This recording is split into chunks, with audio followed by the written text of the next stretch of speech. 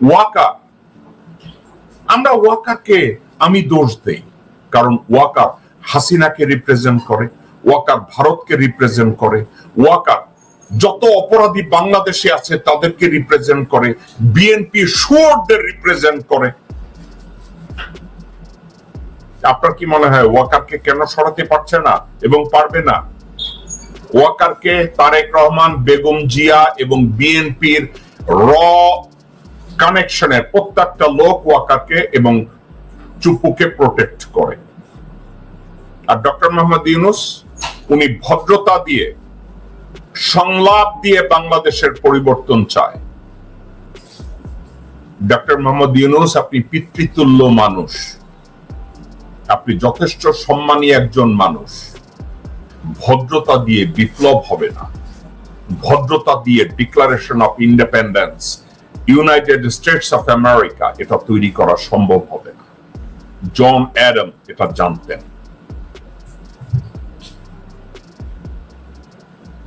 Doctor Mohammad Yunus এটা আপনিও ভালো জানেন। আপনি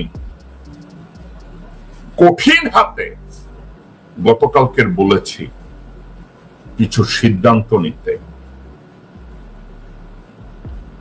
আপনি ডিজিএফআই, আমার কথা বলার পরের দিন আমি দেখলাম ডিজিএফআই তে বোধহয় পরিবর্তন হয়েছে, কিন্তু এই পরিবর্তনটা কে করেছে? যদি আপনি করে থাকেন কনগ্রাচুলেশন, আপনি আমার কথা শুনেছেন। আর যদি আপনি না করে থাকেন, যদি এটা পরিবর্তন সেনাপ্রধান মীর জাফর করে থাকে, আবার পরিবর্তন করুন। NSI, DGFI, RAB, CID, DB, এদের প্রত্যেকটা চ্যানেলকে আপনি রিপ্লেস করুন। এদেরকে রিপ্লেস করে বলে দেবেন, আপনাকে যদি সিকিউরিটি এবং ইন্টেলিজেন্স ব্রিফিং দিনে 2 বার করে না দেয়, তাদেরকে গ্রেফতার করা হবে, তাদেরকে ডিসমিস করা হবে। বুকে একটু হেডাম নিয়ে একটা অর্ডার পাস করে দেন, you don't need authorization from Chuppu. আপনি বলেন দেশের স্বার্থে, দেশদ্রোহিতার জন্য জেনারেল ওয়াকারকে বরখাস্ত করা হবে। আপনি শুধু অর্ডারটা পাস করেন, জনগণ ক্যান্টনমেন্ট ঘেরাও করবে। ডক্টর মোহাম্মদ ইউনূস, আপনি নিজেও জানেন না আপনি দেশের বাইরে পাওয়ারফুল, কিন্তু দেশের ভিতরে আপনি কতটা পাওয়ারফুল আপনি তো জানেন না। আপনি কঠিন কিছু সিদ্ধান্ত নেন, অনলাইনে যেসব লোকজনরা আপনার সমালোচনা করে, রুমিন ফারহানা হোক, মাসুদ কামাল হোক, আনিস আলমগীর হোক, আপনি মতি সহ, প্রথম আলোর মতি এবং মাহবুব আলম সহ এবং মানব জমিনের মতিউর রহমান চৌধুরী সহ কিছু কুলাঙ্গারকে পাশার মধ্যে লাথি দিয়ে গ্রেফতার করে হাজতে ঢুকান। আর একটা কাজ করেন, ভারতীয় সামাজিক মিডিয়াকে বাংলাদেশে ব্যান করেন। ভারতীয় ইউটিউব, ভারতীয় ফেসবুক, ভারতীয় কোন অ্যাকাউন্ট, স্পেশালি রিপাবলিক বাংলা, আরেকজন আছে না চন্দন নন্দী, আমি 9 নভেম্বর থেকে 9 বাদ দিলাম, যে নন্দী ইস্ট ওয়েস্ট নিউজ না জানো কোন গোলালু, এদেরকে ব্যান করুন বাংলাদেশে। আর একটা কথা, শাহ আলমকে এবং বসুন্ধরাকে অনতি বিলম্বে গ্রেফতার করে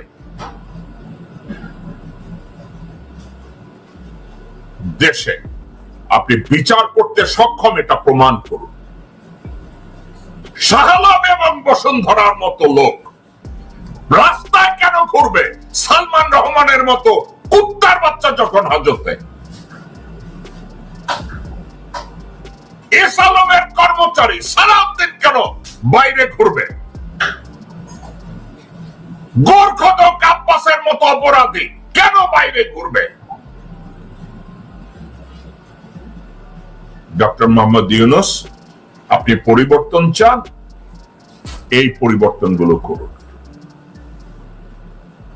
সত্যিকার অর্থে আপনি রেভলিউশন চান, আপনি বলছেন ছেলে মেয়েরা আপনাকে আনছে, ছেলে মেয়েরা আপনাকে রিটাইন করে না আপনার ভদ্রতার জন্য, তারা রিটাইন আপনাকে করেছে একটা বিপ্লবের নেতৃত্ব দেওয়ার জন্য। ভদ্রতা দিয়ে বিপ্লব হয় না। আমি জেকব মিল্টন বিপ্লবের পূজারী, আমি ভণ্ডামের পূজারী না। দর্শকবৃন্দ, আজকের এ পর্যন্তই থাক। আগামীকালকের বাংলাদেশ সময় রাত 11টায় অন্য কোনো বিষয়ে আমি আপনাদের সাথে কথা বলবো। আপনাদের সবাইকে একটা কথা বলবো, আপনি নিজে পরিবর্তন চান অথচ আপনার পরিবর্তন নিজে আপনি করতে চান না, আপনার অভ্যাসের পরিবর্তন আপনি করছেন না, আপনার রুচির পরিবর্তন আপনি করছেন না, আপনার চরিত্রের পরিবর্তন আপনি করছেন না, আপনাদের দ্বারা কোনো পরিবর্তন হবে না। আপনি আমার শো দেখেন আর না দেখেন, আমার ফেসবুকে আপনি থাকেন আর না থাকেন, এই পরিবর্তনের জন্য আপনি বোঝা। আপনাদের মতো লোকজনের জন্য সমাজের পরিবর্তন হয় না, কারণ আপনারা পরিবর্তন করতে দেন না। বিএনপি নড়ে চড়ে বসে একটা জরুরি সিদ্ধান্ত নিয়েছে। এই সিদ্ধান্ত শুনলে আলেম ওলামারা সবাই অবাক হবে যে বিএনপি এর মধ্যে আওয়ামী লীগকে ছাড়িয়ে গেছে, শাহবাগ 2.0 কায়েম করে ফেলেছে, মানে তাদের নিজেদের মধ্যে। কিন্তু জনপরিসরে রাষ্ট্রে শাহবাগ 2.0 একদম মাটির সাথে মিশিয়ে দেওয়া হবে। শিবির দেবে, চরমোনাই দেবে, এনসিবি নাহিদ হাসনাতরা দেবে। শাহবাগী হয়ে ওঠার খায়েশ জাগছে, একদম পিছন থেকে শাহবাগী কোনা ঢুকিয়ে দেবে এদেশের তরুণরা। তো দর্শক, বিএনপি দেখছে যে বিএনপি আকাম করে, সে আকামের বিরুদ্ধে সোশ্যাল মিডিয়ায় প্রতিবাদ হয়। তারপরে বিএনপির মধ্যে যারা তুলনামূলকভাবে ভদ্র তারা পদত্যাগ করে। এটা বিএনপির জন্য একটা বিশাল ধাক্কা। গত জুলাইতে যেরকম ছাত্রলীগ আওয়ামী লীগের অনেকে পদত্যাগ করেছিলেন, ঠিক একই রকম বিএনপি থেকে ক্ষমতা আসার আগে এক ঘটনায় পদত্যাগের হিড়িক। তাহলে সামনে বিএনপির কপালে যে কি বিপদ আছে এটা সহজে অনুমেয়। তো দর্শক, এই জন্য বিএনপি নড়ে চড়ে বসেছে যে আমাদের দলের লোকজন পদত্যাগ করছে। এখন তারা সিদ্ধান্ত নিয়েছে, এটা টোটাল বিএনপি সিদ্ধান্ত তারেক রহমান জানিয়ে দিয়েছে। এটা প্রকাশ পেয়েছে জাতীয়তাবাদী আইনজীবী ফোরামের একটা বক্তব্যের মাধ্যমে। সেখানে কায়সার কামালের বক্তব্য শুনলাম। সার কথা যদি বলি, তারা বলছে যে গুপ্ত সংগঠন কাউকে জাতীয়তাবাদী আইনজীবী ফোরামের সদস্য করবে না, আরো নানান কথা বলেছে। তাদের বক্তব্যে সার কথা হচ্ছে দাড়িওয়ালা টুপিওয়ালা ইসলামের পক্ষে বলে, ইসলামপন্থী ভাবধারা আছে তার মধ্যে, ইসলামের বিরুদ্ধে বলে প্রতিবাদ করে, ওয়াজ মাহফিল শুনতে যায়, আলেম ওলামাদের বিরুদ্ধে বললে সহ্য করতে পারে না, এদের কাউকে বিএনপি সদস্য করবে না। যেটা ছিল আওয়ামী লীগে কি ছিল, দাড়ি টুপি দেখলেই শিবির সন্দেহ, দাড়ি টুপি দেখলেই সন্দেহ, হুজুর না না না, একে নেওয়া যাবে না। তো দর্শক, সেম বিএনপি এটাই করছে। এখানে ওই ডক্টর ফয়জুল হককে ইঙ্গিত করে কথা বলেছেন। ডক্টর ফয়জুল হক দুঃসময়ের বিএনপি নেতা, বিএনপির পক্ষে তার যে ভয়েস, ফয়জুল হকের বক্তব্য বাংলাদেশের যে কজন মানুষ ভিডিওতে শুনে উত্তেজিত হয়ে আওয়ামী লীগকে গালি দিয়েছে, তারেক রহমানের বক্তব্য অত মানুষ শুনেনি। বিএনপির পেজ থেকে দুঃসময় বিভিন্ন ইউনিট কমিটি গঠনে ফয়জুল হককে সম্ভাব্য এমপি প্রার্থী হিসেবে বিএনপির অফিসিয়াল ফেসবুক পেজে লিখে প্রচার করেছে। অফিসিয়াল প্যাডে তাকে কমিটিতে রেখেছে। এখন বলছে তিনি বিএনপির কেউ না, তিনি অনুপ্রবেশকারী, তিনি আসলে জামাত, বিএনপির মধ্যে ঘাপটি মেরেছে, তাকে বহিষ্কার করেছে। এটা কেন বলছেন? তাকে জামাত কেন বলছেন? ফয়জুল হকের অপরাধ একটাই, তিনি ইসলামের পক্ষে বলেন, তার দাঁড়িয়ে আছে, নামাজ পড়েন, পীর মাশায়েখদের সম্মান করেন, ইসলামের বিরুদ্ধে কেউ কিছু বললে তিনি প্রতিবাদ করেন। এই একটাই অপরাধ। কারণ বিএনপি মনে করছে যে ইসলামের প্রতি ভালোবাসা থাকলে আমাদের খেলা হবে ইসলামপন্থীদের বিরুদ্ধে, সামনে ওয়াজ মাহফিলে হামলা করব, তাহলে তো আমাদের কপালে বিপদ আছে। কি বিপদ? এরা তখন পদত্যাগ করবে, আর এরকম পদত্যাগ এটা বিএনপির জন্য বড় ধাক্কা। এই হচ্ছে বিএনপি দর্শক। এই জন্যে বিএনপি সিদ্ধান্ত নিয়েছে যে ইসলামের পক্ষে বলে, আলেম ওলামাদের প্রতি ভালোবাসে, ওয়াজ মাহফিলকে পছন্দ করে, এই টাইপের কাউকে বিএনপি সদস্য করবে না। এটা তারেক রহমান নির্দেশ।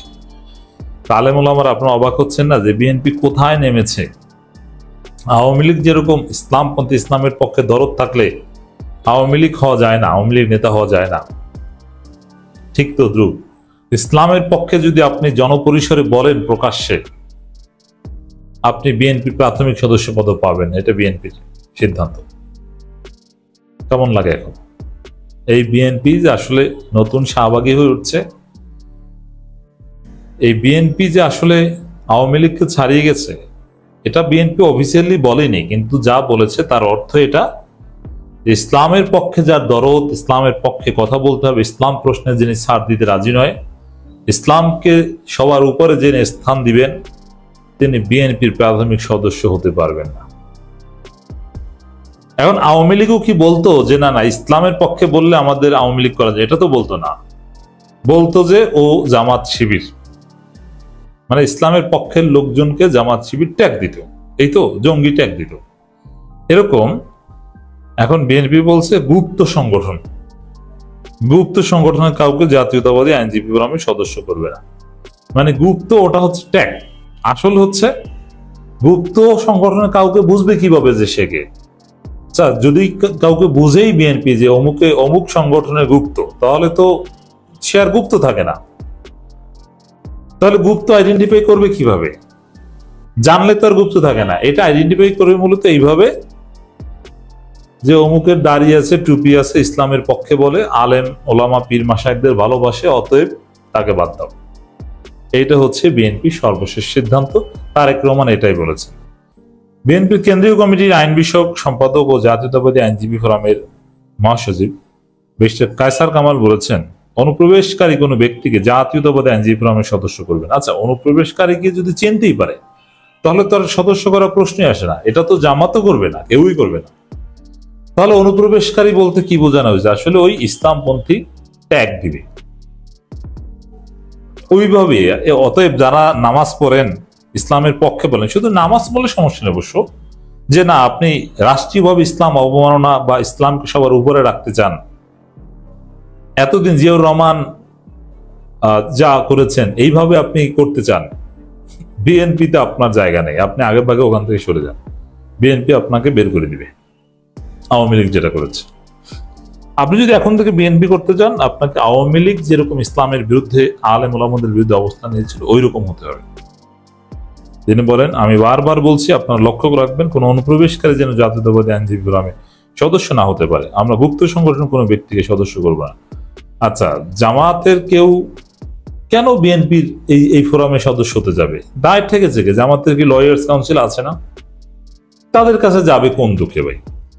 আসলে ওটা না, ওটা হচ্ছে যে ইসলামের পক্ষে কেউ থাকলেই তাকে বের করে দাও, নইলে কিন্তু সে বিএনপির আকাম থেকে পদত্যাগ করবে, তারপরে বিএনপি কে জনগণ সিসি করবে। এইটার হচ্ছে মূল বিষয়। কায়সার কামাল ফোরামের সুপ্রিম কোর্ট ইউনিটের নেতাদের উদ্দেশ্যে বলেন, বিগত ফ্যাসিস্ট আমলে যারা পাশে ছিলেন, মিটিং মিছিলে ছিলেন, তারাই হবেন জাতীয়তাবাদী আইনজীবী ফোরামের সদস্য। অথচ বিগত ফ্যাসিস্ট আমলে আমরা দেখেছি যে জামাতের লোকজনকে পাশে বসিয়ে সব আন্দোলন করছে। বিএনপি জামাত তো একসাথে আন্দোলন করেছে। এই যে সুপ্রিম কোর্টের নির্বাচনের বিরুদ্ধে কায়সার কামাল যেখানে একটা ডলা খেয়েছেন, মাহবুবউদ্দিন খোকনের সাথে পারেন নাই, খোকন ঠিকই হাসিনার নির্দেশনায় সভাপতি হয়ে শপথ নিয়ে বসে গেছেন, কায়সার কামাল ঠেকাতে চেয়েছিলেন, পারেন নাই। তো দর্শক, সেই নির্বাচনের বিরুদ্ধে যে আন্দোলন, এই কায়সার কামালের পাশে জামাতের বড় বড় নেতারা থাকতো, আমরা দেখতাম জামাতপন্থী বড় বড় আইনজীবীরা থাকতো। আর এখন বলছে আরে ভাই, জামাতের সাথে আপনাদের সম্পর্ক হবে যে আপনাদের জোটের মিত্র হিসেবে থাকবে কি থাকবে না, আপনাদের দলে ওখানে সদস্যতে যাবে কোন দুঃখে? জামাতের কি আইনজীবীর অভাব পড়েছে?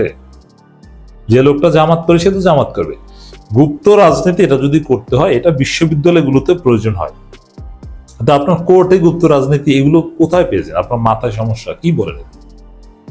তো দর্শক, এই বক্তব্যের সার কথা এটাই যে আলেম ওলামা বা দাড়ি টুপি ইসলামপন্থী, ইসলামের প্রতি ভালোবাসা শ্রদ্ধা আছে এরকম কেউ বিএনপিতে থাকতে পারবেন না। দাড়ি টাড়ি কেটে নামাজ পড়া বাদ দেন যদি বিএনপি করতে চান, নইলে বিএনপি থেকে বের হয়ে আসুন।